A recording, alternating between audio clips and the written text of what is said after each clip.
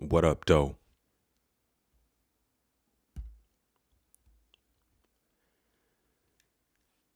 CDC about the untreated syphilis study at Tuskegee or Tuskegee. The 40-year untreated syphilis study at Tuskegee ended in 1972 and resulted in drastic changes to standard research practices. The U.S. Public Health Service's untreated syphilis study at Tuskegee was a study conducted between 1932 and 1972. The study was supposed to observe the natural history of untreated syphilis. As part of the study, researchers did not collect informed consent from participants. They also did not offer treatment, even after it was easily available. The study ended in 1972 on the recommendation of an ad hoc advisory panel. The panel was convened by the Assistant Secretary for Health and Scientific Affairs following publication of news articles about the study.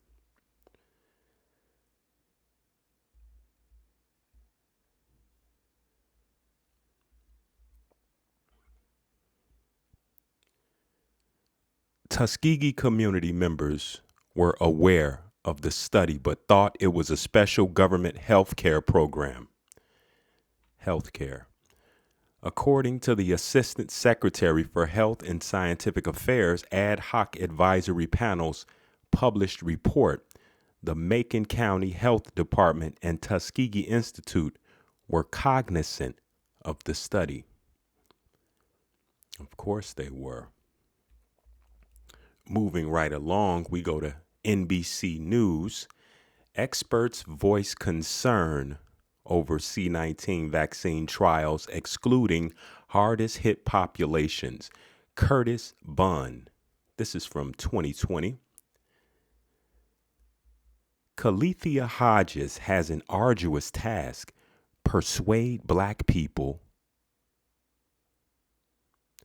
properly American Indian people or Americans, who have a deep mistrust of experimental drugs and medical institutions to participate in clinical trials to help find a vaccine for the deadly C-19.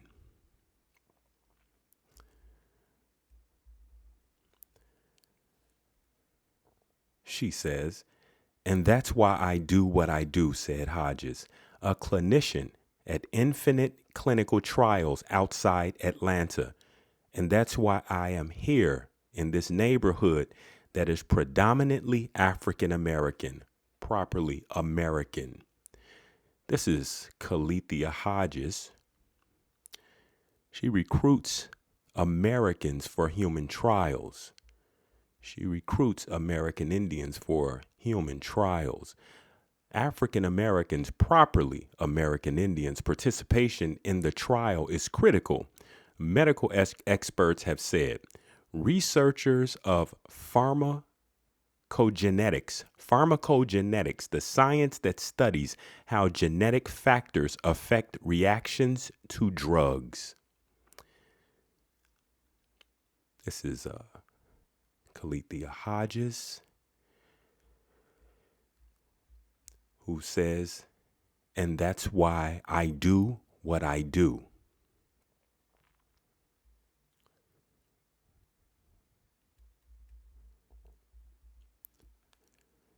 And so the power of persuasion ranks high on Hodges' job. She has to overcome the Tuskegee study of untreated syphilis in the Negro male, properly American male, when infected Black men, properly American men, were solicited to be a part of a 40-year study, 1932 to 1972, to treat the disease with penicillin and were offered free medical exams, free meals, and burial insurance. Do you see the difference, or is there a difference? From the Tuskegee debacle I see some similarities. One being that it's disgusting, wicked even. But they were not given the drug, and 28 of the original 399 black men died of syphilis. American men died of syphilis. 100 died of related complications. 40 of their wives were infected, and 19 of their children were born with congenital syphilis. That dark past remains a hurdle to clear. What dark past? Sounds like a dark today, a dark present. The reasons I hear African Americans, properly Americans, will not participate are heartbreaking and disappointing, Hodges said. I have heard about the Tuskegee experiment a lot. Many say their parents raised them to never participate in medical research. It's all tough to overcome. But she is persistent. And for some reason, she wants to experiment on you. But her job is to get you comfortable with being poked. Dr. Larry Graham, let's go in. This is Dr. Larry Graham. Dr. Larry Graham, a retired pulmonologist, understands the lack of trust, but insists that African Americans, properly Americans, have to get over it. He said, Americans have to get over it. You got to get over it. Genetics related to racial differences make it essential that we be involved in broad-based and diverse clinical trials. We must be sure it works in black folks. I throw that black folks in there. No such thing as a black. We must be sure it works in American folks. This can only be determined by our inclusion in the research-based trials. He said our inclusion. Is he included? Is he gonna be the first? Or is Miss Hodges gonna raise her hand? Pick me. She gonna raise her hand to be first? And here we have Dr. Aletha Maybank, the American Medical Association's Chief Equity Officer and Group Vice President of its Center for Health Equity, said she is concerned that there is not an urgency from institutions to include African Americans, properly Americans, in the studies underway. She's concerned that there's not an urgency from institutions to include African Americans, so she's making it seem like it's something that you're not included in. So naturally, what are you gonna do? You gonna want to be included. You gonna raise your hand, right? This is Dr. Aletha Maybank said institution must build relationships with black communities to gain trust in clinical trials.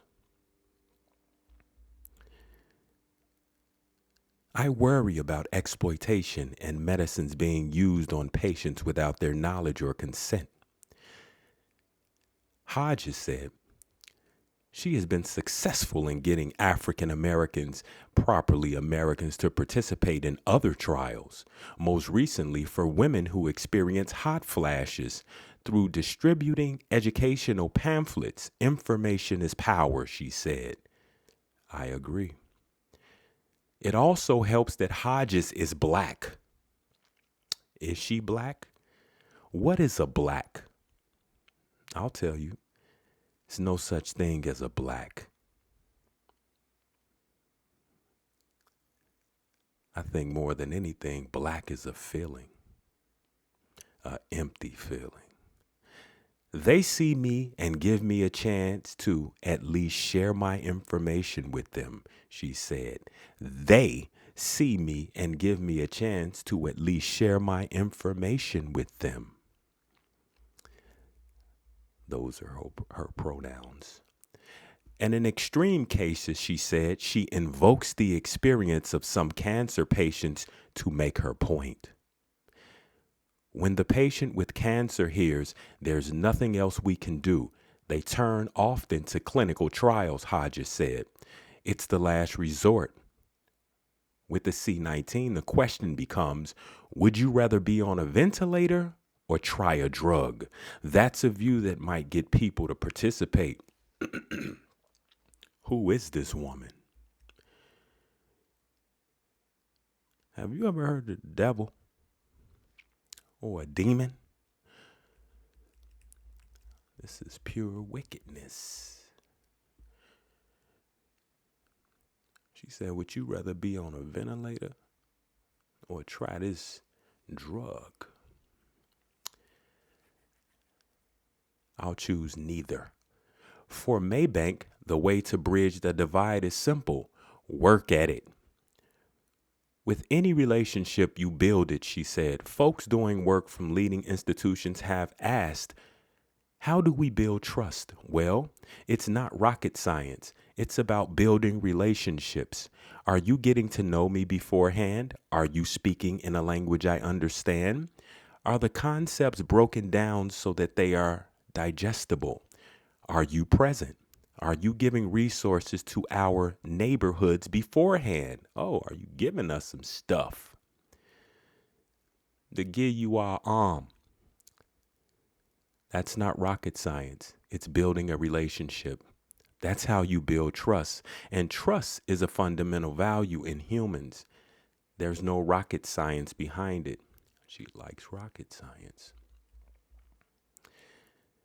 Dr. John Maupin, the former president of Meharry Medical College and Morehouse School of Medicine, said a collection of historically black colleges and universities that focus on public health is working to form a consortium that will focus on culturally sensitive care. This is Dr. John Maupin believes HBCU's role in testing will increase the number of African American participants, properly American participants. Maupin acknowledges that the challenge to change minds is significant. He says, the problem is, do I trust them? That's why the ability for Morehouse and Meharry to have a clinical research center is vital, he said. It will allow black people to come. It will allow American people to come. We have to have more HBCUs conducting trials because people will trust them more than they will some other institutions. HBCUs, beware.